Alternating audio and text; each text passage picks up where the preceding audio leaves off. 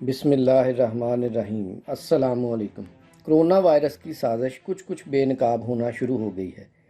हम ये बात पहले ही आपको बता चुके हैं कि अब आलमी तौर पर ताकत का तवाज़ुन किसी दूसरे मुल्क के पास चला जाएगा। यानी आप यूँ कह लें कि दुनिया की सुपर पावर तब्दील होने जा रही है। अब अमेरिका सुपर पावर नहीं रहेगा। इसकी जगह कौन लेगा ये तो आने वाला वक्त ही बताएगा। लेकिन इस वक्त अमेरिका के अंदर जो सूरत हाल है वो बड़ी ही ख़तरनाक है। आप गौर करें तो सारे हालात समझ में आ जाएंगे। सदर ट्रंप का ताल्लुक रिपब्लिकन पार्टी से है और अमेरिका की मुख्तलिफ स्टेट्स के जो गवर्नर हैं उनका ताल्लुक डेमोक्रेटिक पार्टी से है। उन्होंने ट्रंप की बात मानने से इनकार कर दिया है। मिसाल के तौर पर पाकिस्तान में इमरान खान कोई फ़ैसला करते हैं तो सूबे मानने से इनकार कर दें, जैसा कि सिंध में हुआ। अपोजिशन की कोशिश है कि मुल्क के साथ जो मर्ज़ी हो जाए, इमरान खान को नाकाम किया जाए और उसके हर काम को तनकीद का निशाना बनाया जाए। सेम यही सूरत हाल अमेरिका में है। ट्रंप वायरस के मामले पर मुसलसल चाइना को निशाना बना रहे हैं, जबकि उनके आर्मी चीफ का बयान है कि हमने इंक्वायरी की है, चाइना इस मामले में मुलव्वस नहीं। ट्रंप ने WHO के फंड रोक दिए तो डेमोक्रेटिक ने तनकीद की कि इससे वायरस के फैलाव को रोकने में नाकामी होगी।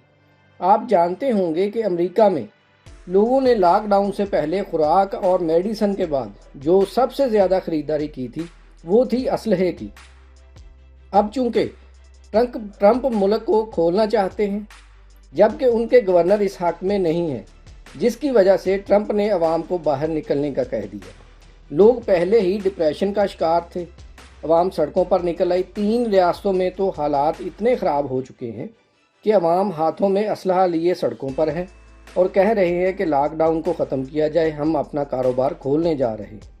मज़ीद तफसील में जाने से पहले आपसे गुजारिश है कि चैनल को सब्सक्राइब कर लें, बेल आइकन को प्रेस करके वीडियो को लाइक और शेयर भी कर दें।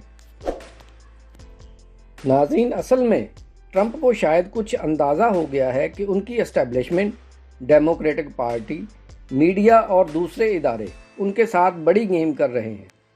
सदर ट्रंप मुसलसल ऐलान कर रहे हैं कि अगर मुल्क को ना खोला गया तो अमेरिका की इकानमी क्रैश कर जाएगी। वहाँ पर अब तक 2.5 करोड़ लोग बेरोज़गार हो चुके हैं, कारोबार बंद हैं और यही हाल पाकिस्तान में है। अल्हम्दुलिल्लाह पाकिस्तान में अभी तक हालात हर लिहाज से कंट्रोल में हैं, वरना आप अपोजिशन का किरदार देख लें।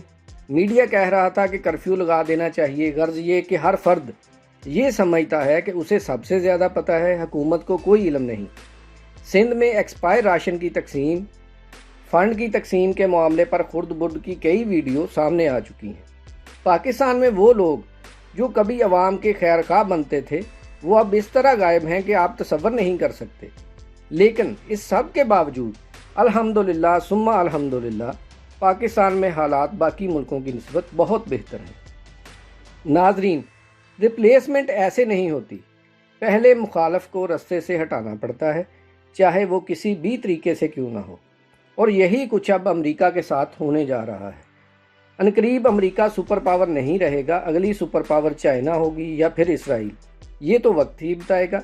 लेकिन ये सब कुछ इतने सादा तरीके से नहीं होगा।